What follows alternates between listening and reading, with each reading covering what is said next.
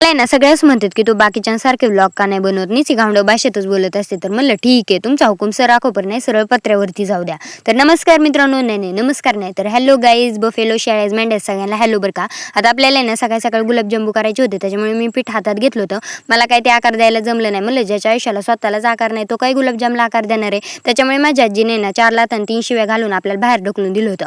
बाहेर आल्यानंतर मी दुपटं घेऊन बसले होते उन्हाला, तर ह्या कुत्र्याचा मूड आला होता शिवना पाणी खेळायचा. म्हणलं घ्या, याच्या मागं पळून कुत्र्यावानी पडायचे का मला, म्हणून आपण कापसात खेळायला आलो होतो. आमच्या घरात अशा प्रकारे पसारा झाला होता कापसामुळे. कापूस विकल्याशिवाय ना आपल्या घरातला पसारा मोकळा होणार नव्हता. त्याच्यामुळे आपण ॲक्टिव्हाची चावी उचलली, चावी लावली आणि आपण अशा प्रकारे वावरामध्ये निघालो होतो. आता गाडी चालत वावरात पोहोचणार होतो. आता पोहोचणार का नाही याची गॅरंटी मी देऊ शकत नाही, पण आपण जाणार होतो. आणि अशा प्रकारे गाडी चलती अजून चलत आम्ही वावरात जाणार होतो.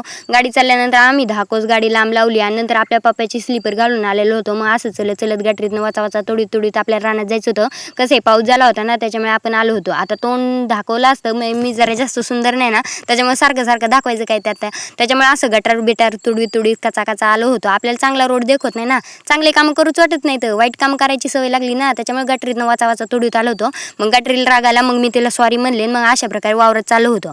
मग वावरात गेल्यानंतर आपल्या पप्पाच्या चपलीला चिखलाचा थेबूड लागला होता. मग मी तो चिखलाचा थेबूड काढला. मम्मी असं लय मोठ्या कालवा केला. मजा आहे म्हणली, काम कर नाही तर चपलीन थोबड सडकीन. मग कसा वाटला व्लॉग? लाईक करा, फॉलो करा, सबस्क्राईब करा, शेअर करा. असं मी काही म्हणणार नाहीये, ज्याला वाटेल त्यानेच करा आणि आनंदी राहा. Bye bye, Tata.